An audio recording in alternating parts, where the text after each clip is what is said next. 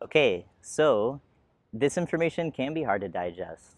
And what I've noticed is like some common roadblocks for white folks, and for myself included, is white fragility, which consists of the white shame and the white guilt. You know, racism is a white people problem because black people didn't create the system, right? White people did, and white people are benefiting from it. So, in order to create real change and to create equality, white people must step up and create the change. Because black people have been advocating for this for so long. The thing is, nobody's listening to them. They're even getting murdered in the streets saying, I can't breathe, and people aren't listening to that. So imagine the power of your voice when you are close to other white people, when you are in proximity to privilege, you have proximity to power, power to create change. So please, please, please, please, even taking the smallest step has huge impacts. Please keep stepping, take your time. It's a lifelong journey. We have the power to create change. Please, please, please, please, let your grandchildren remember you as that person that did not just stand by in fear and silence, doing nothing, just feeling comfortable and like having their needs met and not worrying about other people meeting their needs. Please be that person that creates change and creates community and preaches love and compassion, not just in how you feel on the inside and how you identify, but outward in your actions and like who you are being in the world. Please, we need you now more than ever. You can do it and you're not alone. So first, let's talk about white shame. White shame, in my experience, is just feeling ashamed. Like once you learn more perspectives of history and have a better understanding of the holistic picture, it's natural for some shame to show up. Like it's part of the human experience to experience heavy emotions. And, you know, if you weren't experiencing shame, are you even human? It's like a natural response. If you don't work through it, then you will be stuck in inaction and sticking your head in the sand because it's too painful, too difficult. And that is actually perpetuating racism. Because if you're unaware, you're not able to learn about how racism is embedded in you and how you can unlearn it because you're stuck in shame, then you're still perpetuating all that harm to people, even though you don't want to.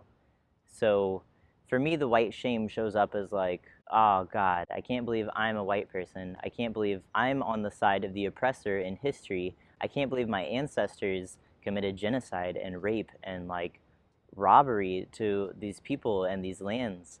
And that makes me feel ashamed. Like, ooh, I'm not sure if I want this skin color. Those are awful things, and I don't want to be associated with that. And it's a natural thing to come up. That it just is what it is. You have to work through it. Emotions are energy in motion, and when you process the emotions, then that energy is able to flow freely through your body.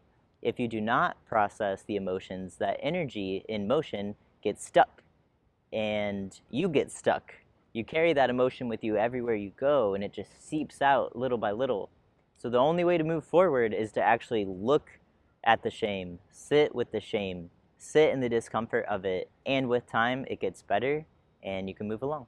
White guilt. White guilt is learning the atrocities of history and actually learning, like for me, I learned that for most of my life, I mean, I continue to participate in systems of oppression, even though I didn't ask for this, even though I didn't want this. Like, I wasn't born choosing to be a white person. Like, nobody was born choosing their skin color. And I didn't choose for these systems to exist. I did not create them, right? And I feel guilty for benefiting from these systems. Like, you know, I got a nice job out of college and stuff, and I, of course, worked to get there. And I know that if I was a different skin color, it would be much harder for me to advocate for myself to get a higher salary or even to get hired. The white guilt is like, oh gosh, I can't believe I've been participating in these systems. I can't believe I have been benefiting from a system that was designed for me this whole time at the expense of other people's liberty.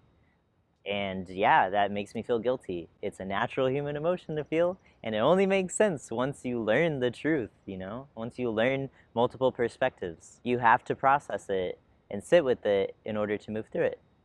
The great news is that you're not alone. We're all in this together. There are so many people that are actively anti-racist and who are doing great things in the world. I am a part of a white allyship group that meets in Oakland, California once a month. It's a support group for white folks to unpack their privilege, really learn like how it shows up, and we can hold each other through the white guilt and through the white shame so that we can move to the other end of it and truly show up through our actions as allies, using our voice to speak against injustice and inequality in these systems. So there you have it. Best of luck to you in your journey.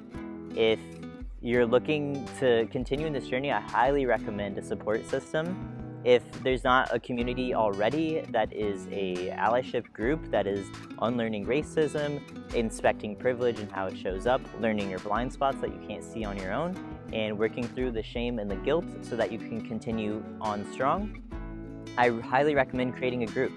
You do not have to be perfect to make progress. You don't.